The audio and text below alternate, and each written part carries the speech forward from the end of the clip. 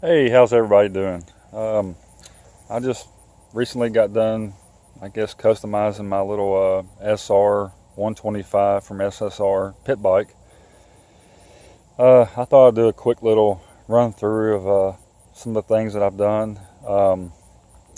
It is street legal, fully street legal, and here's the tag. But anyways, I just thought I would go through it and explain some of the things, because there's not a whole lot of videos on there of people, what they've done to their bikes in detail. And hopefully this video will help somebody, and maybe you'll like it. Anyways, it has the first component that you have to have, because this bike doesn't have a place for a battery, and I didn't want to use a battery. So the Blitzpro headlight kit, about $110. You have to have this. This is a necessity because it runs off your, I guess, lighting coil from your stator, and this gives you electric to power the bike, turn signals, horn, all that stuff. But I mean, it's a nice little fit. Nothing too complicated. I mean, the main thing is the fit and finish, making sure all your wires are connected properly, out of the way, neat, and I mean, just protected, stuff like that. Like I said, this bike's street legal, fully registered, insurance, everything. There's been some upgrades, like grips, stuff like that. Now the cool thing about it, it has this Trail Tech Endurance 2 speedometer and odometer, and this component was probably one of the more, I guess, harder things to hook up and actually get to working. But once it's calibrated, it seems to be pretty accurate.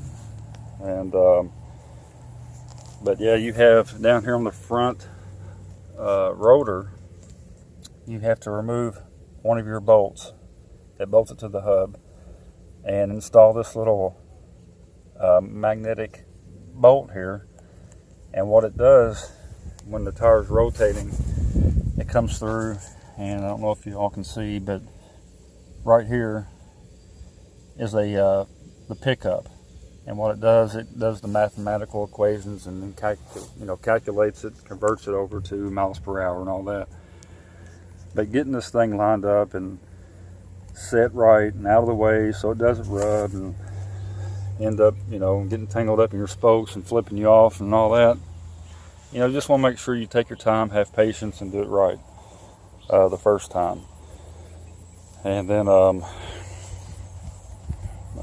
installed, most people just do a foot brake switch for your tail light, brake light, and I ordered the K&S switch here. It's water resistant.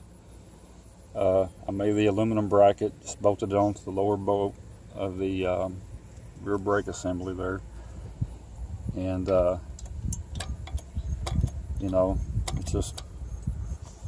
it's a common switch that most bikes have. Some people, I guess, remove the banjo bolt and put in the sensor there, but I just want to do it this way.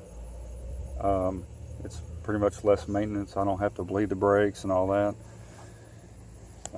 Here's the rectifier and your ignition module, I guess, for your lights and all that. But everything's routed and ran in a neat fashion, out of the way and accessible at the same time, in case later on down the road I have to troubleshoot a problem. I did go ahead and I mounted the switch here for the your front brake. That also actuates the brake light. I mean, you don't have to have it, but I wanted it, that way. Anyways, but if y'all have any questions or comments, or you know, if you need any help, you know, let me know. I'll be more than willing to help you, or any input I can give you. There's a lot of things on here I've got that I actually had to make and fit to this bike. So I have quite a few hours in it, but I wanted it, I wanted it nice and something that would last, and I just didn't want to zip tie everything together and take off riding wheelies. I want it to halfway be nice.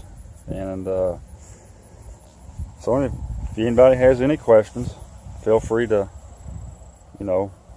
put them in the comments, and I'll get back to you. Hope you enjoyed this video and hope it helped.